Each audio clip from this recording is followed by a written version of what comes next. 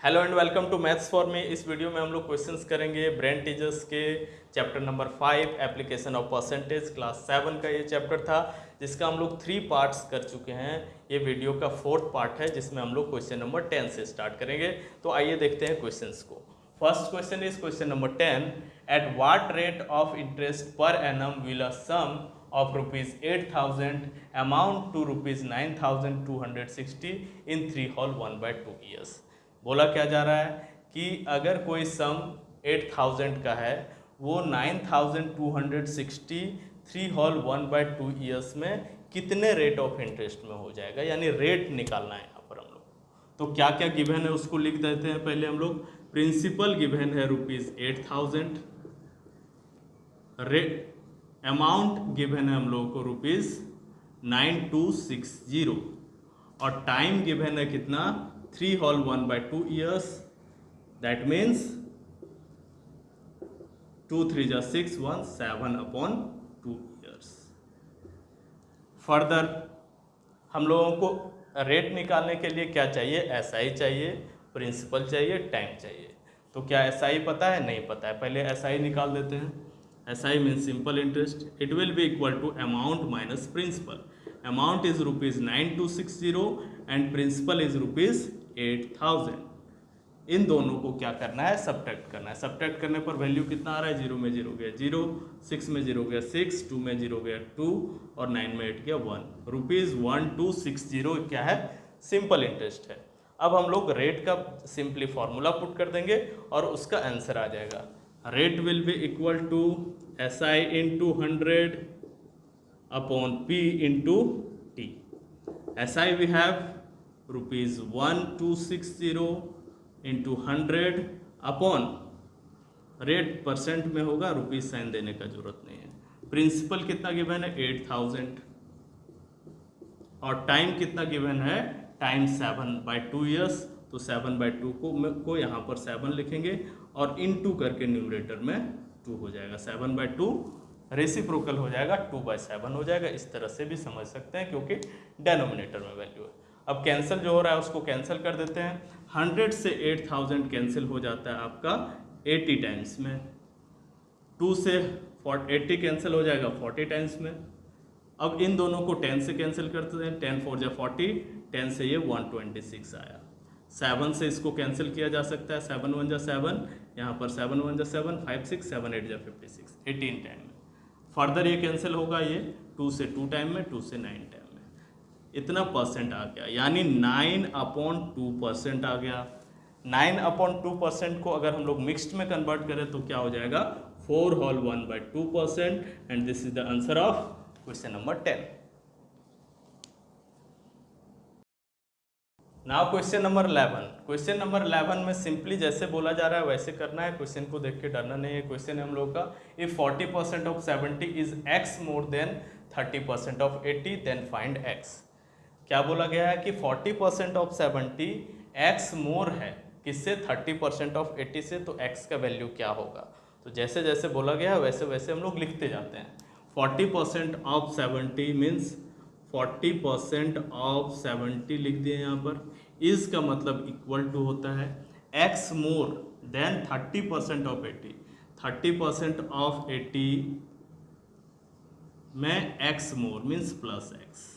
फिर से देखेंगे इस लाइन को, 40% ऑफ 70 इज का मतलब इक्वल टू x मोर मतलब प्लस x, किससे, 30% ऑफ 80 से। 30% ऑफ 80 यहाँ पर लिख दिया हम लोग। अब इसको सॉल्व कर देते हैं, x का वैल्यू निकालते हैं। 40% of 70 will be equal to 40/100 into 70 is equal to 30% of 80 क्या हो जाएगा, 30/100 into 80 plus of x। Cancel हो रहा है, कैंसिल कर देते हैं। 10 से ये 4 टाइम में, 10 से ये 10 टाइम में, 10 से ये 77 टाइम में। तो इधर कितना आ गया लेफ्ट हैंड साइड में, 4 7 जा 28। और यहाँ पर भी कैंसिल हो रहा है, 10 से 10 टाइम में, 10 से 3 टाइम में, 10 से 88 टाइम में, 3 8 जा 24 हो गया, 24 प्लस x। हम लोग को वैल्यू किसका चाहिए, x का चाहिए। तो हम लोग क्या करते हैं, इसको इस तरीके से लिख देते हैं तो कोई भी चेंजेस नहीं आएगा। लेफ्ट हैंड साइड को राइट हैंड साइड में पूरे वैल्यू को लिख देंगे और पूरे वैल्यू लेफ्ट हैंड साइड वाले को राइट साइड में, तो कोई चेंजेस नहीं आएगा। फर्दर क्या करेंगे, x को अपने साइड में रहने देंगे, 24 को राइट हैंड साइड में ले जाते हैं तो क्या हो जाएगा, ये वैल्यू x का वैल्यू कितना निकल गया, 4 निकल गया। So x is equal to 4 is our answer of question number 11। Now question number 12 में देखेंगे। क्वेश्चन नंबर 12 में बोला जा रहा है manufacture sales 3 products A B C. On product A he has cost ₹200 and sales it at ₹260। इस तरह question को थोड़ा सा लैंग्वेज को चेंज करके मैंने लिखा है। प्रोडक्ट बी का कॉस्ट प्राइस 150 और सेलिंग प्राइस 180, प्रोडक्ट सी का कॉस्ट प्राइस 100 और सेलिंग प्राइस 140 है। तो बोला जा रहा है कि किस प्रोडक्ट को, which product should be manufactured more in order to have maximum profit percentage, किस प्रोडक्ट को कंपनी को ज़्यादा से ज़्यादा बनाना चाहिए कि ज़्यादा प्रॉफिट होगा। तो सबका प्रॉफिट परसेंट निकालते हैं। सभी में कॉस्ट प्राइस स्मॉलर है, सेलिंग प्राइस ग्रेटर है। सभी में आप देख सकते हैं कॉस्ट प्राइस स्मॉलर है, सेलिंग प्राइस ग्रेटर है, इसलिए सभी में प्रॉफिट होगा। प्रॉफिट निकाल के प्रॉफिट परसेंट निकाल देंगे। तो क्या हो जाएगा, प्रॉफिट प्रोडक्ट ए के लिए profit will be equal to SP minus CP, that is 260 minus 200 in rupees, it will be equal to ₹60। Profit percent क्या हो जाएगा, profit percent will be equal to profit into 100 upon cost price. Put कर देंगे values. Profit कितना है, profit है 60 into 100 और cost price कितना है, कॉस्ट प्राइस ₹200 है। ये वैल्यू पुट करके इसका कॉस्ट प्राइस निकाल लेते हैं। कैंसिल हो जाएगा 100 से 200 2 टाइम्स में, 2 से कैंसिल हो गया 60 30 टाइम में, यानी 30% हम लोगों का प्रोडक्ट ए का प्रॉफिट परसेंट आया। उसी तरह प्रोडक्ट बी का और सी का निकाल लेते हैं हम लोग। क्या हो जाएगा, profit equal to SP minus CP, that is ₹180 minus ₹150। SP minus CP यहाँ पर लिख देते हैं। क्या हो जाता है, इन दोनों का डिफरेंस हो जाएगा ₹30। फर्दर प्रॉफिट परसेंट निकालेंगे हम लोग। Profit percent will be equal to profit into 100 upon CP। क्या हो जाएगा, प्रॉफिट कितना है ₹30 का इंटू 100 अपॉन कॉस्ट प्राइस कितना है, कॉस्ट प्राइस है 150। कैंसल आउट होगा 30 से 150 कितने टाइम में, 5 टाइम में। 5 से 100 कितने टाइम में, 20 टाइम में। तो 20% यहाँ पर प्रॉफिट परसेंट हो रहा है किसके लिए, प्रोडक्ट बी के लिए। अब प्रोडक्ट सी में देखेंगे कितना प्रॉफिट हो रहा है। Profit will be equal to how much, SP minus CP, and SP minus CP we have ₹140 minus ₹100। क्या हो जाएगा, ₹40 हो जाएगा। प्रॉफिट परसेंट क्या हो जाएगा, profit into 100 upon cost price. तो प्रॉफिट है 40 into 100 upon cost price. Cost price कितना है, ₹100 है। 100 से 100 कैंसिल हो गया 1 टाइम में। प्रॉफिट परसेंट हम लोग का आ गया 40%।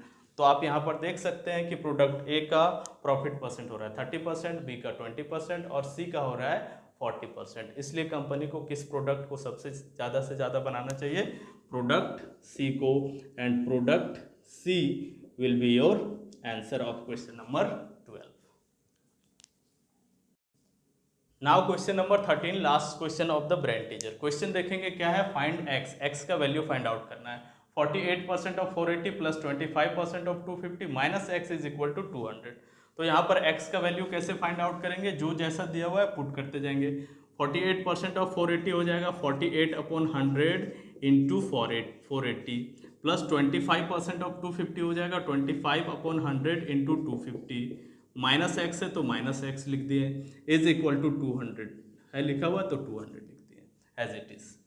फर्दर इन दोनों को कैंसिल कर देते हैं। 10 से 10 टाइम में ये कैंसिल हुआ, 10 से 48 टाइम में कैंसिल हुआ, 10 से ये 10 टाइम में कैंसिल हुआ, ये 25 टाइम में कैंसिल हुआ।